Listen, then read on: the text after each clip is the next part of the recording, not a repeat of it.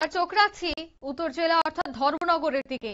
ধর্মনগর থেকে অভিযোগ উঠে আসছে যে দুষ্কৃতীদের তাণ্ডব, আর দুষ্কৃতীর তাণ্ডবে বাড়ি ভাঙচুর, অগ্নিসংযোগ এর ঘটনা ঘটল। ধর্মনগর শহরের দুর্গাপুর এলাকায় মঙ্গলবার রাতে এক চাঞ্চল্যকর দুষ্কৃতী হামলার ঘটনা। স্থানীয় সূত্রে জানা গেছে যে হাফিজ নামের এক যুবকের নেতৃত্বেই নাকি প্রায় 50 থেকে 60 জন দুষ্কৃতী কালো কাপড় মুখে বেঁধে সোনালী শিবির ক্লাবের সদস্য শিপন চৌধুরীর বাড়িতে চড়াও হয়, এমনটাই অভিযোগ। ঘটনাটি ঘটে রাত আনুমানিক 9টা নাগাদ। ধারালো অস্ত্র হাতে নিয়ে দুষ্কৃতীরা প্রথমে ঘরের দরজা ভেঙে ভেতরে ঢোকার চেষ্টা করে। সে সময় ঘরে এক বয়স্ক মহিলা উপস্থিত ছিলেন।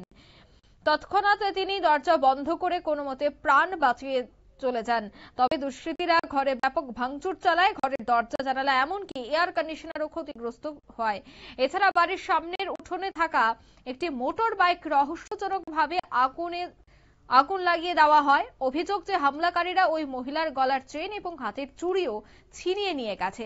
স্থানীয় সূত্রে আরো জানা গেছে হামলাকারী দলের কয়েকজনকে প্রত্যক্ষদর্শীরা চিনতেও পেরেছেন। কি বলছেন বাড়ির মালিক এবং এলাকাবাসীরা শোনাবো। করার পরে থানায় 1 ঘন্টা পরে আইছে থানা, কিন্তু ঘটনার 1 ঘন্টা পরে আইছে, 1 ঘন্টা পরে থানা আইছে। তাহলে থানার সে রাগনাথ থাকে এত 50 জন লোক আইয়া এখানে একটা শহরের মধ্যে সন্ত্রাস করিয়া গেল, কিন্তু এটা কোনো ইয়ে নাই। এখন প্রশাসনের রূপে আমরা কতটুকু অবস্থা রাখতে পারি? ঘটনা যখন ঘটছে আপনারা কই আছিলেন? এখানেই আছেন? আমরা ছিলাম না এখানে।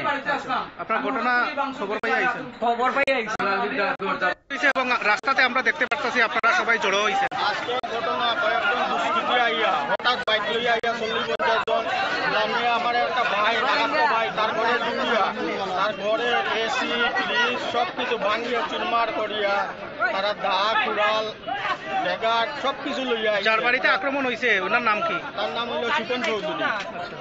এখন আপনারা কি কি চাইতেছেন? এখন আমরা চাইতেছি, আমরা তো রাস্তা অবরোধ করছে প্রশাসনের কাছে। আমরা একটাই দাবি, আমরা এখন হাফিজ লাগে, নাইলে রাস্তাটা অনির্দিষ্ট কালের লাগে বন্ধ থাকবো। প্রশাসন থেকে আপনারা জানাইছেন?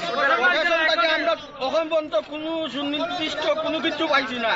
এরপরে প্রশাসন আইসে প্রায় 1.5 থেকে 2 ঘন্টা লেট করিয়া।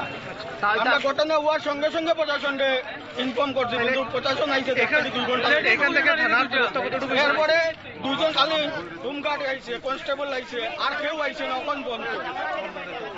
আপনারা চাইলে দেখতে পারেন বা সবার কাছে বক্তব্য লইতে পারেন। এখন আপনারা কি চাইতেছেন? এখন আমরা চাইতেছি হাফিজ লাগবে, শুধু হাফিজ লাগে, আমরা শুধু হাফিজ চাই। হাফিজ এখানে রাখবো, তারপরে রাস্তা খুলবো। এর আগে তো রাস্তা খুলতে পারতো না। এখানে আগুন জ্বলতেছে, কি হয়েছে এখানে? এখানে তারা হয়তো আমরা বাইক আগুন লাগাইয়া জ্বালাইয়া তারা আগুন লাগাই জ্বালাই গেছে, বাড়ি হামলা করছে। বাড়ি রাস্তা ভাঙচুর বলে সব তো দেখলাম তো এটা। বাড়ির সব না কিছু ভাঙা। কতজন হইবে আমার ঠাকুর হাতে পর্যন্ত এখানে সেট করছে, তারপরে আমার বাবার পর্যন্ত হাতে এখানে সেট করছে। কতজন হইবে আক্রমণ করছে? 50-60 জন হইবা। হাফিজও আছিল। সবের মুখ হইলো গামছা দিয়া বান্ধা, হাফিজের মুখটাই হইলো হেলমেট পরা আসলো। হাফিজ হইলে এখন চিনতে পারছেন? খালি তাই চিনা গেছে। আপনি স্থানীয় বাসিন্দা? স্থানীয় বাসিন্দা? আপনারা শুনলেন তাদের এই অভিযোগ, অর্থাৎ মুহূর্তের মধ্যেই কিন্তু চাঞ্চল্য ছড়িয়ে পড়ে এবং জানা গেছে প্রত্যক্ষদর্শীরা তারা বলছেন যে হামলাকারী দলের এক যুবক নেশা বাণিজ্যের সাথেও যুক্ত এবং স্থানীয়ভাবে তার বিরুদ্ধে আগে অভিযোগ উঠেছিল। এই ঘটনায় এলাকায় তীব্র আতঙ্ক এবং চাঞ্চল্য ছড়িয়েছে। খবর পেয়ে ধর্মনগর থানার পুলিশ ঘটনাস্থলে পৌঁছে তদন্ত শুরু করে। তবে অভিযোগ রয়েছে যে পুলিশকে খবর দেওয়া হলে 1 ঘন্টা পর পুলিশ ঘটনাস্থলে উপস্থিত হয়। একদিকে চাঞ্চল্য, বাড়িঘরে আগুন জ্বলছে, বাড়িঘর ভাঙচুর করা হয়েছে, সে জায়গায় পুলিশ 1 ঘন্টা দেরিতে তারা এসেছেন। আর তা নিয়ে এলাকাবাসীদের মধ্যে ক্ষোভ যে কেন পুলিশ তড়িঘড়ি ঘটনাস্থলে উপস্থিত হয়নি। পুলিশকে তো খবর দেওয়া হয়েছিল, তবে কি পুলিশ খাবার দাবার খেয়ে ঘুমিয়ে পড়েছিলেন, আর যার জন্য আবার ঘুম থেকে উঠে আসতে তাদের কিছুটা সময় লেগে গেছে? অভিযোগ কিন্তু এমনটাই উঠছে। নিয়ে নিচ্ছে ছোট্ট একটি বিজ্ঞাপন বিরতির সঙ্গে থাকুন।